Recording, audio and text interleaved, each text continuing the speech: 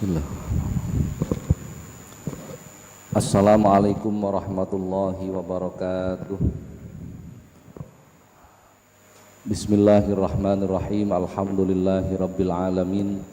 Assalatu wassalamu ala asrafil anbiya'i wal mursalin sayyidina wa maulana Muhammadin wa ala alihi wa ashabihi wa man tabi'ahum bi ihsanin ila yaumiddin, amma ba'du. Para jamaah, alhamdulillah siang hari ini kembali kita bertemu di dalam majelis yang penuh dengan keberkahan ini. Mudah-mudahan apa yang kita laksanakan dicatat oleh Allah sebagai amal soleh. Amin Allahumma amin. Para jamaah, ini pertemuan kembali kita setelah saya nggak hadir berapa tahun ya, pandemi ya, masa pandemi. Insya Allah dulu saya menyampaikan kajian materi tentang fikih, cuman masalahnya sudah lupa sampai mana. Kalau saya lupa, insya Allah sampean ya tambah nemen lali nih, insya Allah begitu.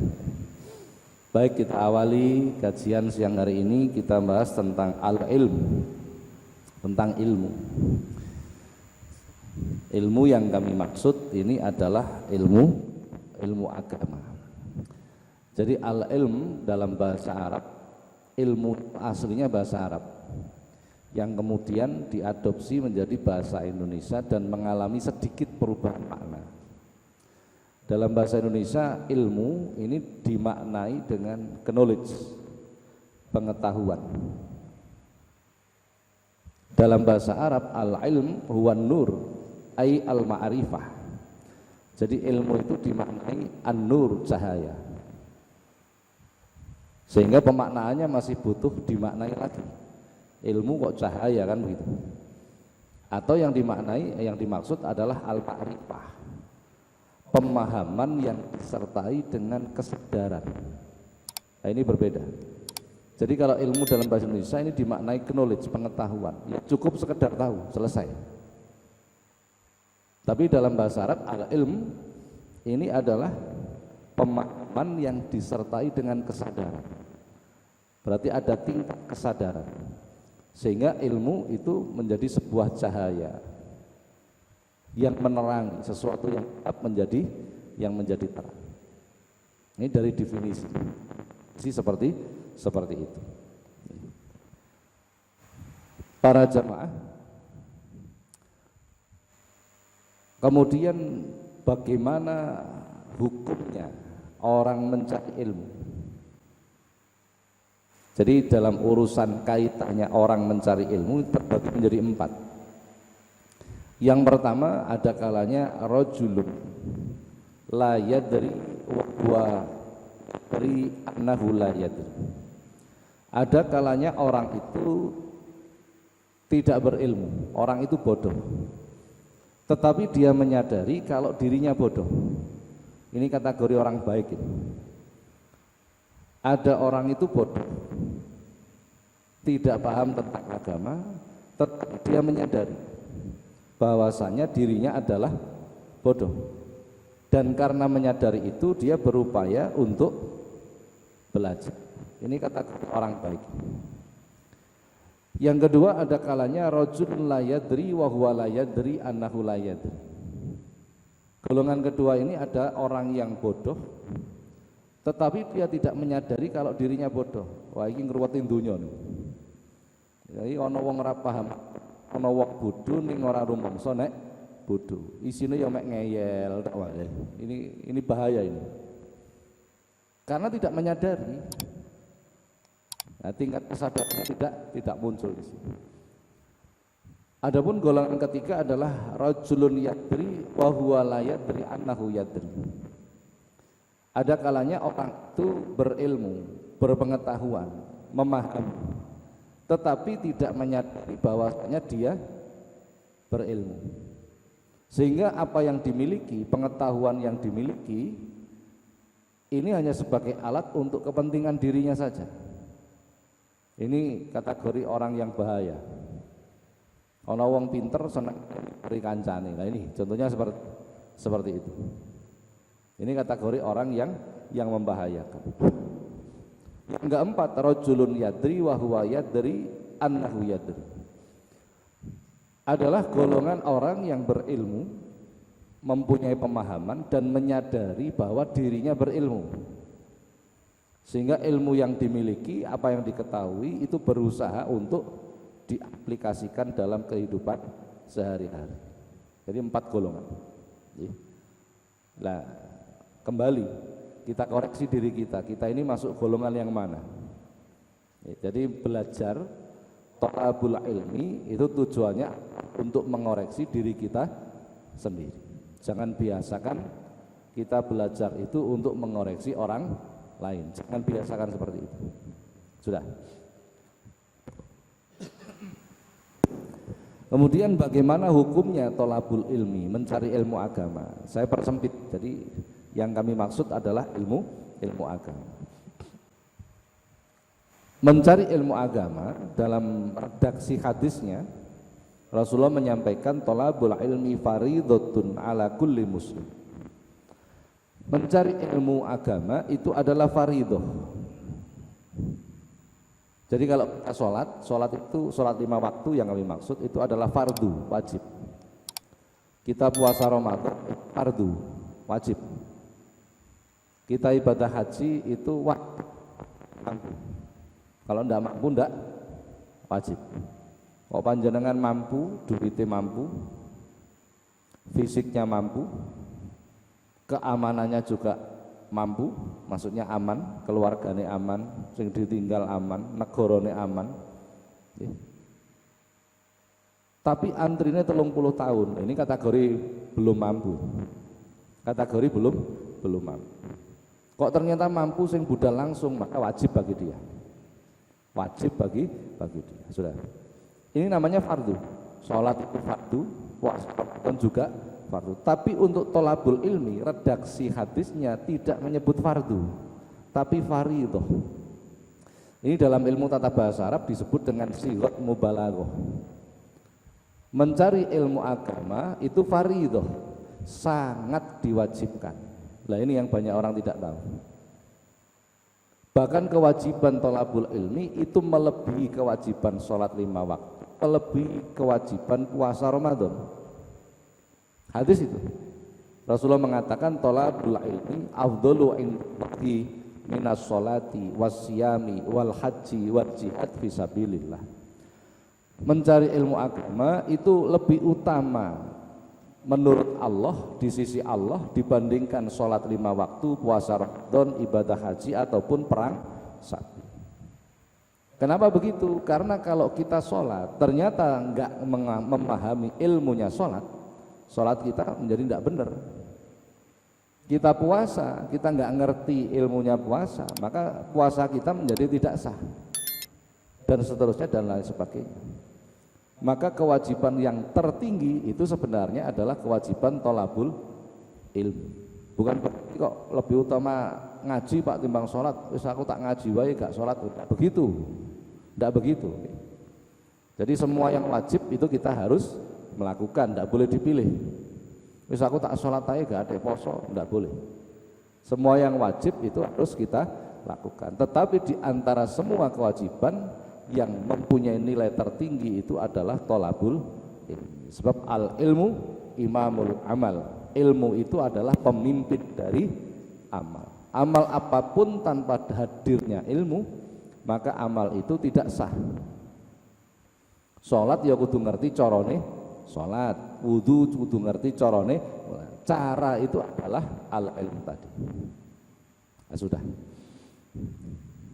Kapan kita diwajibkan untuk thalabul ilmi? Kewajiban thalabul ilmi itu berlaku kapan? Hadis lagi. Rasulullah mengatakan utlubul ilma minal mahdi ilal lahdi.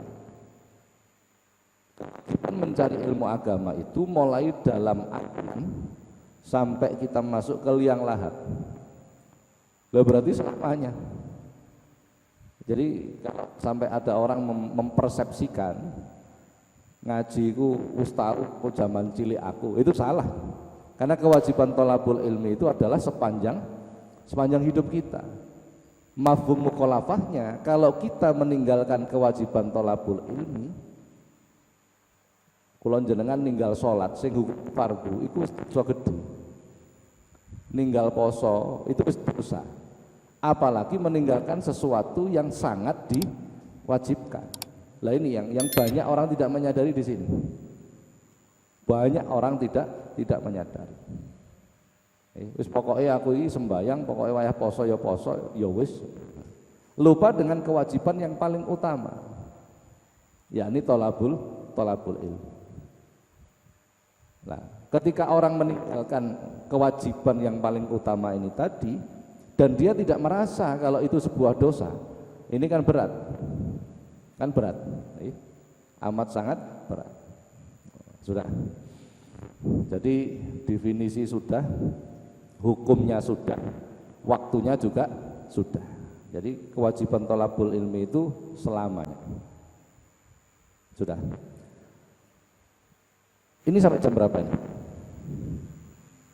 30 menit. Ada tanya jawab? Ada. Kemudian bagaimana cara thalabul ilmi? Cara thalabul ilmi untuk belajar ilmu agama. Begini, sebelum membahas itu kita bahas dalam hadis Rasulullah menyatakan man arada dunya fa alaihi bil ilmi wa man aradal akhirah fa alaihi bil ilmi wa man araduma fa alaihi bil ilmi.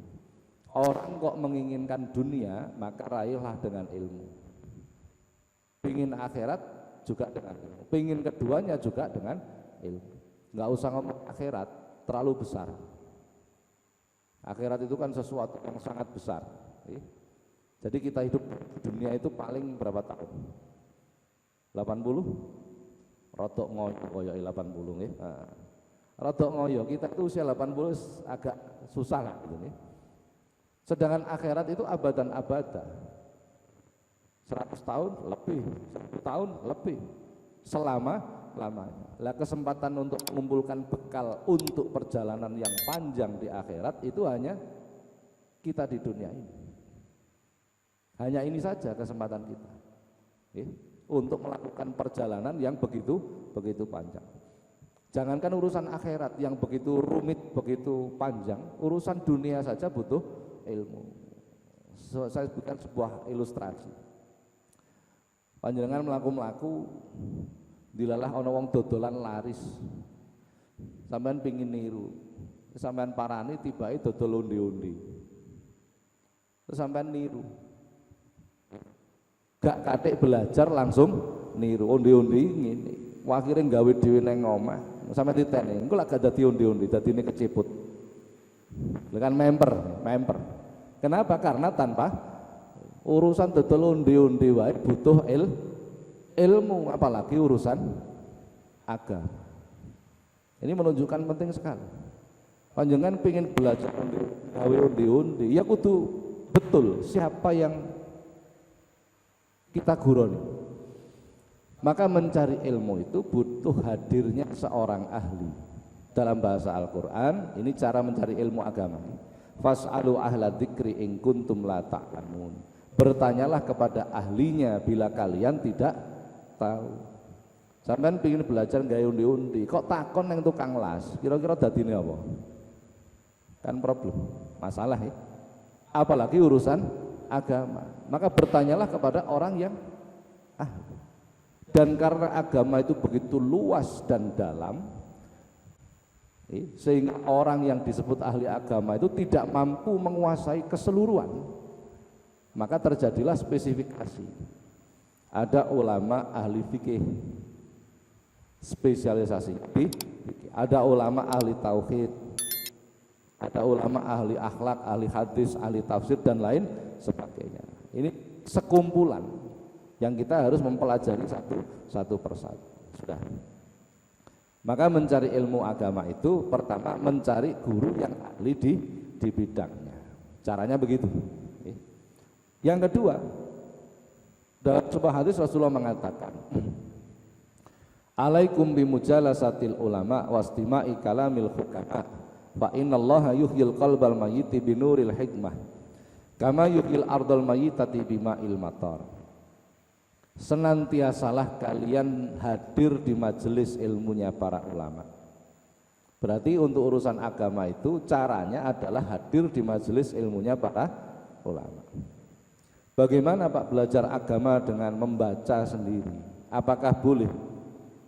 Kalau pertanyaannya apakah boleh? Boleh, tetapi harus tetap bersandar pada guru.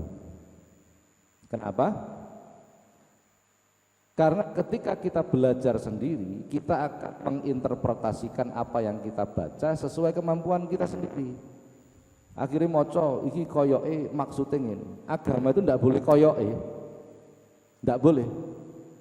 Iki kira-kira maksudnya tidak boleh, tidak boleh. Akan keluar dari aturan main, akan keluar dari aturan. Ini yang sering terjadi di masyarakat kita. Contoh mawon kasus-kasus yang terjadi. Kapan hari beberapa tahun yang lalu ono wong ngaku dadi nabi di Indonesia, betul nggak? Nah, yaitu karena salah menginterpretasikan tadi. Dan itu tidak terlalu aneh sebenarnya. Banyak begitu itu banyak. Yang aneh itu lho kok ya sing ngetutno akeh. Sing percaya ya. Ini kan artinya lebih aneh lagi. Akhirnya sing ngaku nabi ini diproses, dicekel lebokne penjara. Enggak selang lama ada perempuan ngaku dari malaikat Jibril, betul nggak? Beberapa tahun yang lalu. Itu karena dia mengasumsikan apa yang dibaca dan dirasakan menurut kemampuannya sendiri. Akhirnya bangsa dari malaikat Jibril. Dia tidak tahu malaikat itu seperti apa secara ilmu, tidak tahu dia. Dan itu tidak terlalu aneh. Yang lebih aneh itu kok pengikutnya kehlah itu kan yang aneh itu. Aneh betul kan? Waktu itu diproses, dilebokne penjara. Makanya rada ruwet Indonesia nih. Sing nabi dadi nabi lebokne penjara, sing dadi malaikat ya dilebokne. Maksudnya yang ngaku-ngaku tadi. Malah yang terakhir itu lebih aneh lagi. Kepin ngerti kapan raya telepon Gusti Allah. Lha iku aneh meneh. Yang lebih aneh loh, sing percaya kok. Lah, ini menunjukkan apa? Menunjukkan bahwa pemahaman masyarakat kita itu begitu rendah. Jadi kalau jenengan ini rata-rata Islam itu sebab keturunan, betul nggak? Bukan karena pemahaman, sehingga rentan digesek, digosok, ngono wong sedikit mempunyai kelebihan, terus dianggap apapun yang dilakukan benar, akhirnya terjadi seperti ini. Maka harus banyak kajian-kajian keilmuan supaya pola pikir kita itu lebih objektif, lebih objektif. Nah, begitu nih. Maka kita diperintahkan belajar agama itu wajib hadirnya seorang guru, itu wajib. Hadis itu, al-ilmu bila syekh fasyekhahu syaitan. Ilmu agama tanpa hadirnya seorang guru, maka yang mengajarinya itu adalah syaitan. Bahaya kan? Nah, boleh baca buku-buku, tetapi tetap berpegangan pada guru. Mengko nek bingung takon neng guru dan seterusnya. Ini cara untuk mempelajari ilmu agama. Jadi saya kutip sedikit-sedikit gitu. Sebenarnya banyak itu. Sebenarnya banyak. Sudah, berikutnya. Apa sanksi yang diberikan Allah bagi orang-orang yang meninggalkan kewajiban thalabul ilmi? Apa sanksinya? Dalam kitab Ihya Ulumuddin itu diterangkan,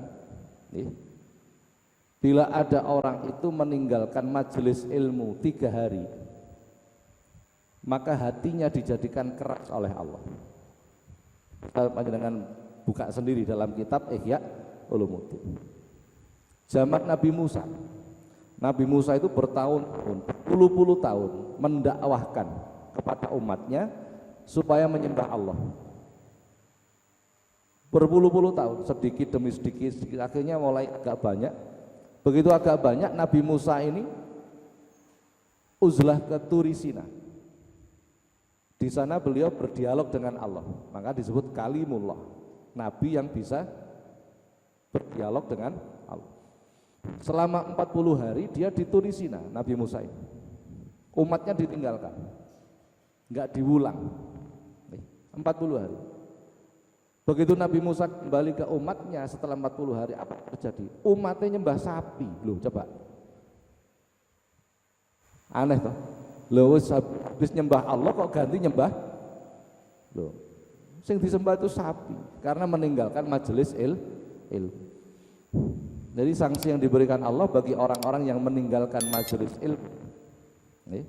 Bila meninggalkan 3 hari, maka Allah akan mengeraskan hatinya.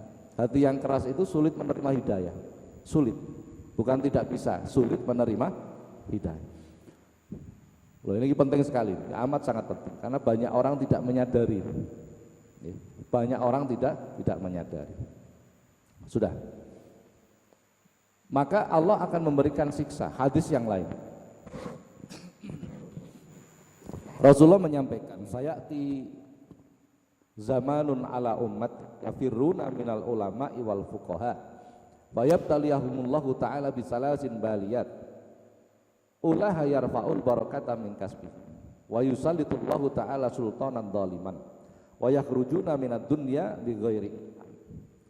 Rasulullah itu menyampaikan, sungguh akan datang satu masa pada umatku di mana pada waktu itu umat menjauh dari para ulama, ngados saka para ulama.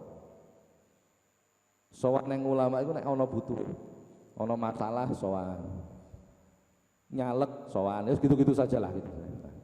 Engko rampung ya, rampung. Tidak lagi mereka hadir di majelis ilmunya para ulama. Ini namanya nyafiru, menjauh. Maka ketika kondisi ini terjadi, fayabtaliyahumullahu ta'ala bisalasin baliyat, Allah akan menurunkan 3 bencana. Pertama, yarfa'ul barakah, diangkat keberkahan. Keberkahan ekonomian, pekerjaan diangkat. Mungkin pekerjaan kita hasilnya banyak, bayarannya akeh, tapi tidak ada keberkahan di dalamnya. Sehingga dengan hasil yang banyak itu dia tidak bisa menikmati. Satu. Yang kedua, tidak bertambah kebaikannya. Jadi tandanya rezeki itu kalau berkah, semakin bertambah rezekinya, semakin bertambah kebaikannya, tambah senang ibadah, dan semakin dia bertambah bisa menikmati apa yang diberikan Allah. Ono nyambut gawe sampai lembur terus, bayarannya akeh, tapi tidak bisa menikmati, itu bukan berkah namanya. Karena hidup itu endingnya itu menikmati, gitu. Endingnya itu menikmati.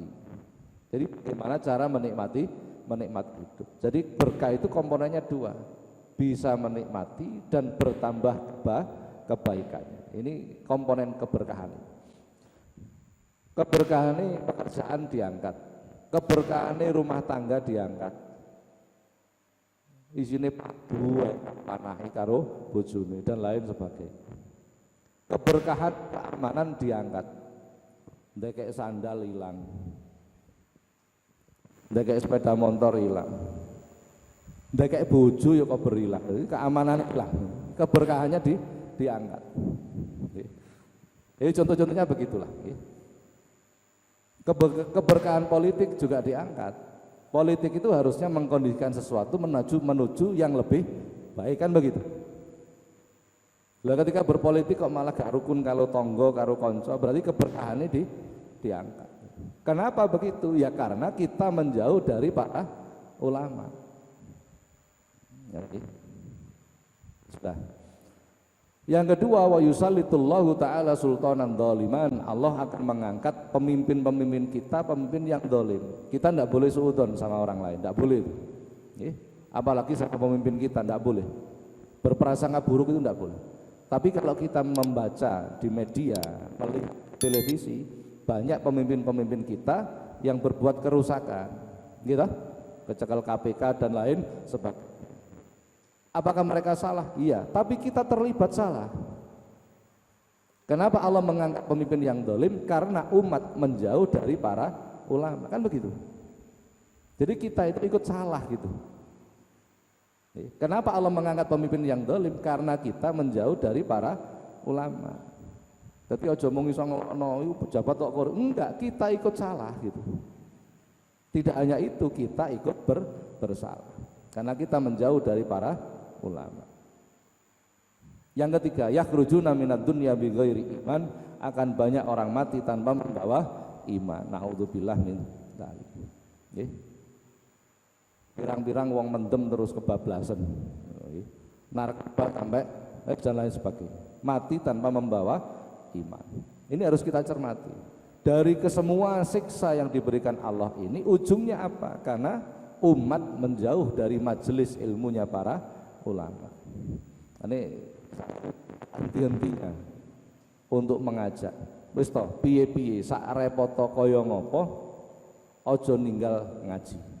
Ngaji itu majelis taklim, bukan baca Quran. Maksud saya begitu. Hadir di majelis ilmunya para ulama. Sebenarnya enggak berat. Menghadiri pengajian itu berat enggak sih? Enggak berat kan? Sampean modalnya mek teko kuping gawa aja ditinggal, hadir di majelis ilmu, lungguh ngrungokne. Angop 78 ya gak apa-apa. Kan hanya itu saja. Lho betul, wong nek teng kampung kula niku ngaji niku ya gak tahu dicatet karo wong-wong. Kok mulih ya lali meneh, tapi tetap mereka ngaji terus begitu. Enggak apa-apa. Supaya kita itu minimal tidak terkena azabnya Allah yang seperti ini. Gitu. Lalu karek teko, lungguh, ngrungokne, sudah selesai pulang. Enggak berat sebenarnya. Enggak berat. Nih, kalau kita lihat bentuk pekerjaannya tidak berat, tetapi karena tolabul ilmi itu ibadah yang tertinggi. Derajat dhuwur niku mesti cobane akeh, itu pasti rumus itu. Jadi semua yang mempunyai derajat tinggi godaannya pasti banyak. Mbuh sing kesel, mbuh sing grimis, mbuh sing ana tamu, mbuh kadang merasa bosan dan lain sebagainya. Itu cobane. Jadi mencapai derajat yang tinggi itu ujiannya pasti berat. Walaupun bentuk pekerjaannya ringan. Gitu. Ngeten iki sing gedhe kan mek aku tok, sampean mek modal ngrungokno ngono kan. Nah, aku bertanggung jawab. Saya ngomong salah itu kan sanksinya besar di hadapan Allah, kan begitu kan? Harus ekstra hati-hati. Sementara jenengan wis pokok dirungokno, mbuh paham gak pokok ngrungokno kan begitu. Hal yang sebenarnya bentuk pekerjaannya ringan tetapi mempunyai yang tinggi di hadapan Allah. Padahal ini termasuk problem solving. Rasulullah mengatakan, "Man tafaqqaha fi dinillahi ta'ala kafahullahu ma ahammahu wa razaqahu min haitsu la yahtasib." Barang siapa sing gedhu, napa gedhu niku? Tekun bersungguh-sungguh untuk memperdalam ilmu agama. Kafahullahu ma ahammahu. Allah akan mencukupi apa yang menjadi kesulitannya. Sampeyan duwe masalah apa wae? Sampeyan rutini hadir di majelis ilmu. Yang janji bukan saya, Rasulullah yang janji. Allah akan mencukupkan semua problem kita. Wa razaqahu min haitsu la yahtasib, akan diberi rezeki yang tidak disangka dari arah mana datangnya. Rezeki niku ono wae. Nggih, rezeki niku rezeki sing tertinggi niku, rezeki yang tidak disangka. Kapan-kapan kula terangke niku. Macame rezeki. Rezeki niku unik. Betul, kapan-kapan ono nggih. Ini janji ini diberikan kepada orang-orang yang bersungguh-sungguh mencari ilmu agama. Sehingga patek gedhu ya oleh ya masalahnya gak patek dihindari kan begitu. Umpama duwe masalah 10 ngaji ya ngaji, tapi gak patek gedhu ya paling diudari 5 karek 5. Kok gak tahu teko ya masalahnya utuh 10 iso-iso manak dadi 20 kan gitu, kira-kira begitulah gambar.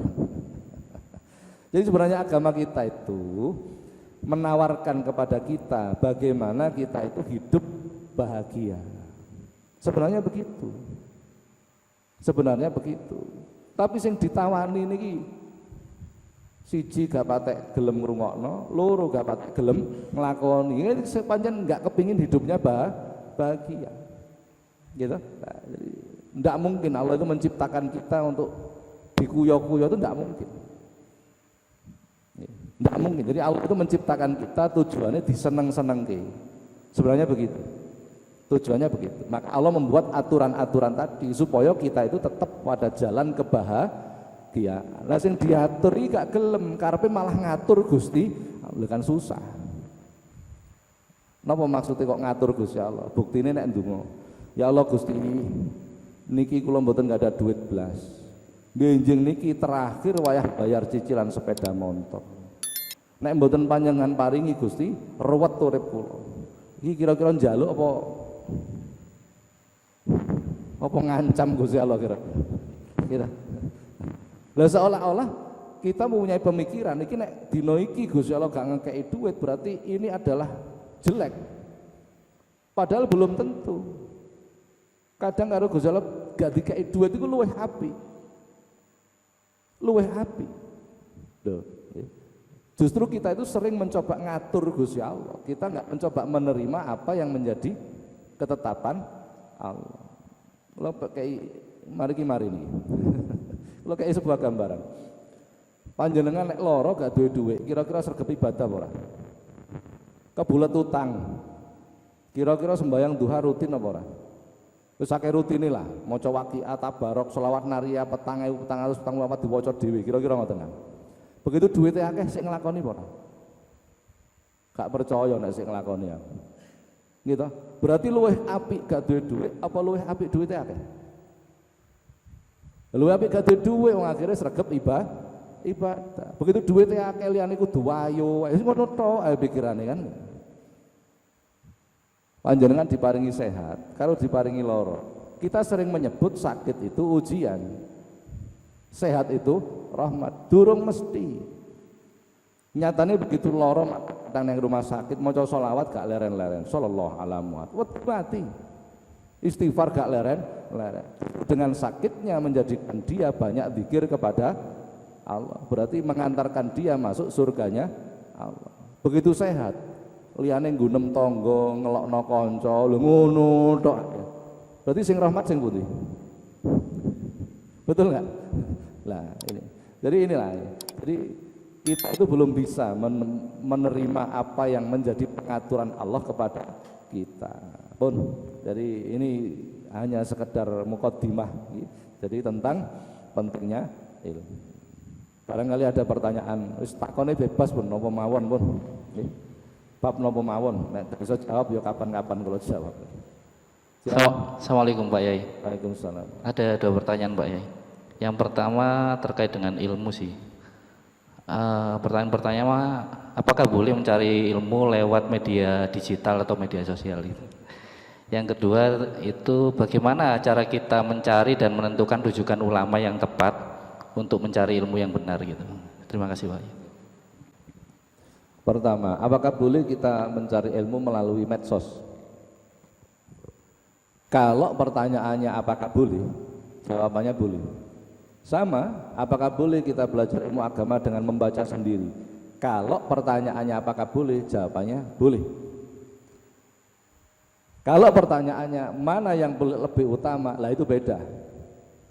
Majelis ilmu seperti ini, wa khafat bihimul malaikah, dikelilingi oleh para malaikat. Yang dikelilingi itu majelisnya. Nek panjenengan belajar lewat medsos, kira-kira yang dikelilingi apanya? HP ini. Jadi tingkat keberkahannya jauh berbeda. Jadi saya berikan sebuah gambaran. Panjenengan belajar maca Quran melalui guru atau otodidak. Dua-duanya sama-sama boleh. Tapi kalau belajar otodidak, apakah dia kemungkinan bisa membaca itu ada? Ada. Apakah bacaannya benar? Belum tentu. Apakah berkah? Saya pastikan tidak. Beda. Maca Quran belajar lewat buku. Apakah bisa? Bisa. Hukum bacaannya ini idgham, ini idhar, dia bisa tahu. Ketika disuruh baca apakah benar? Belum tentu. Belum tentu. Karena butuh praktek. Pengajaran kan butuh praktek, nirukan gurunya. Kok itu harus ada suara dari dalam tenggorokan, kan begitu, butuh praktek. Gitu. Apakah berkah? Saya pastikan tidak, karena keberkahan itu harus bersambung dengan guru. Gurunya dari gurunya sampai Rasulullah. Begitu nih. Jadi kalau pertanyaannya apakah boleh? Boleh. Tetapi apa yang paling baik tetap hadir di majelis ilmu. Hadis yang saya baca tadi, kalau kita ada di majelis ilmunya para ulama, Allah akan menghidupkan hati kita yang mati. Hati yang mati itu karena pancaran cahaya hikmahnya para ulama, maka menjadi hidup lagi. Menjadi hidup sehingga siap menerima hidayah. Inilah yang disebut dengan berkah. Tapi panjangan lewat medsos, lewat buku, yang memancarkan siapa? Cahaya hikmah ini kan harus dipancarkan. Yang pancarkan siapa? Tidak ada. Itu bedanya. Nah, sudah. Yang kedua, bagaimana? Rujukan ulama. Betul, ini panjang sekali kalau nerangan ini. Saya kasih clue saja keterangannya kapan-kapan. Rasulullah sendiri menerangkan, la tajlisu 'inda kulli alimin illa ila alimin yat'ukum min khamsin ila khamsin.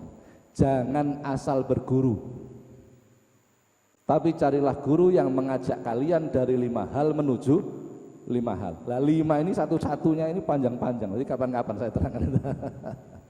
Jadi yang pertama harus betul-betul seorang ahli agama. Yang kedua, hadis ini tadi diterapkan.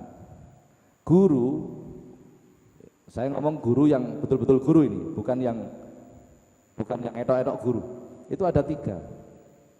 Satu, guru yang mengabarkan.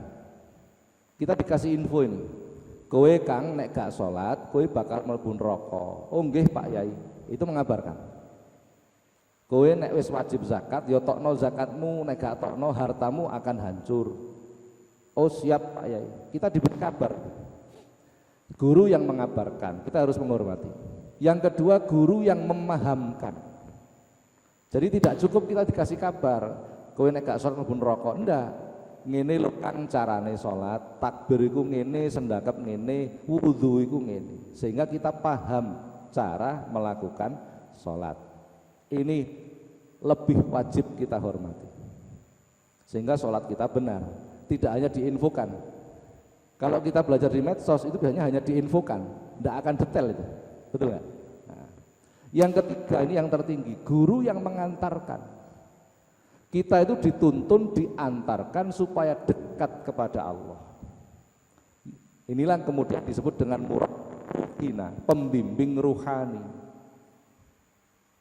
Sholatmu wis bener le, tapi kowe sik ketemplekan sifat riakmu kudu kok ilangi supaya diridani Gusti Allah. Itu guru yang mengantarkan kita. Ini yang super dan jarang. Ini jarang sekali. Yang mengawasi kita, setiap gerak-gerik kita diawasi sehingga tahu, oh iki sik ngene kurange ngene. Ini guru yang mengantarkan. Tiga-tiganya harus kita hormati. Tapi yang tertinggi adalah yang ketiga tadi. Jadi kalau kita dengarkan pengajian umum itu sebenarnya hanya informasi. Nggak mungkin kita jadi paham, nggak mungkin. Hanya diinformasikan. Kowe nek sedekah, engko duitmu tambah akeh. Hanya begitu saja. Nggak akan dibahas secara detail sedekah itu seperti apa. Bedanya dengan infak itu apa? Bedanya dengan jariyah itu apa? Bedanya dengan zakat itu nggak mungkin. Itu butuh majelis ilmu yang bersifat kontinuitif. Sehingga kita menjadi paham. Begitu. Sampun, ada yang lain? Sampun ya, sampai mlebu jam piro to iki? Nah, jadi sampean tambah suwi mboten napa-napa Pak, karo bolos titik-titik lho terus ngono. Jadi ini yang bisa kami sampaikan untuk muqaddimah. Kita bahas tentang ilmu dulu. Insyaallah barangkali ada kesempatan nanti kita lanjutkan pada pertemuan yang akan datang. Mudah-mudahan manfaat. Al-Fatihah.